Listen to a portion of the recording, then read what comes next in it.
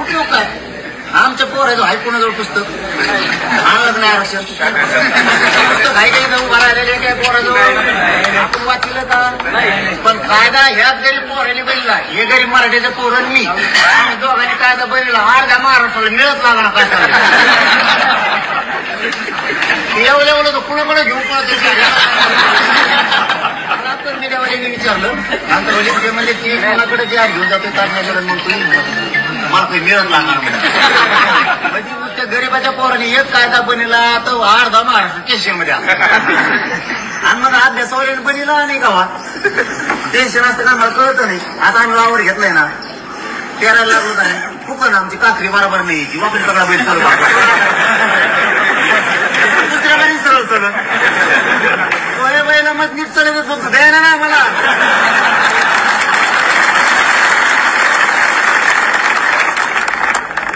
चूक झाली तरी आम्ही आमची दुरुस्त करू आणि बरोबर असलं तरी आमचं आणि चुकलं तरी आमचं. तुला काही हे नाही का? तू मग हुशार आहे, तुला इंग्लिश वाचित येते, तुला कायदा वाचित तू, पण तुला अर्धा टक्का बी आरक्षण नाही दिलं. आम्ही 3 कोटी आरक्षणात घातलं आतापर्यंत आणि पश्चिम महाराष्ट्र मराठवाडा पण घातला. नाही असं नाही तुमच्या कोण होईल माझ्या कोण होईल का दगड घालतात मग तू हुशार आहे काही कामाचा नाही आमचं.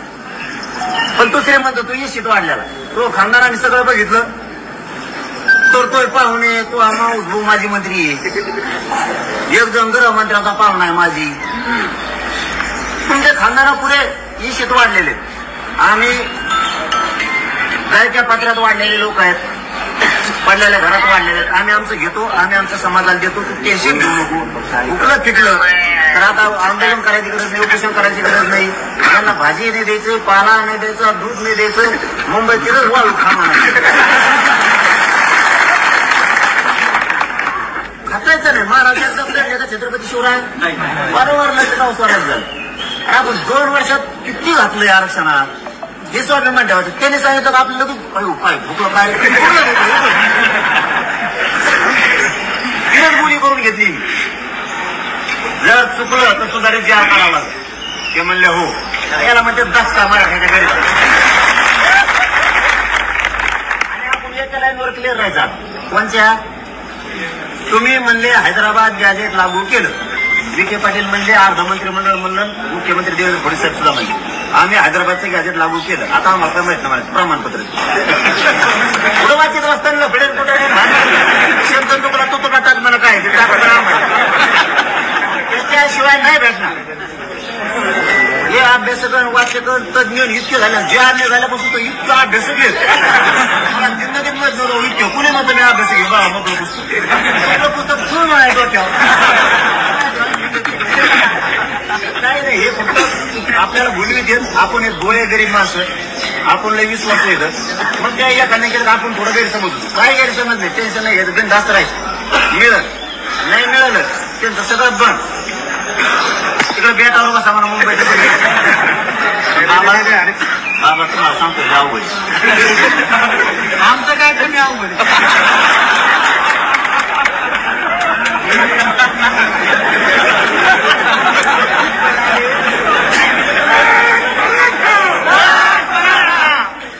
मुंबईला आले आणि यांनी मुंबईला पहिल्यांदी महाराष्ट्राची संस्कृती दाखली.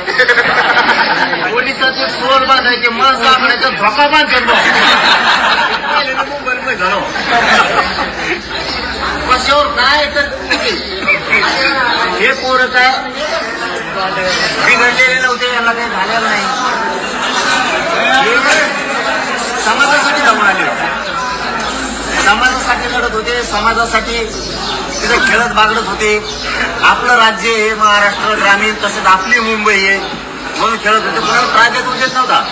एकाही माझ्या मौजे धक्का लागू दिला नाही मराठीच्या पोरात एकाही.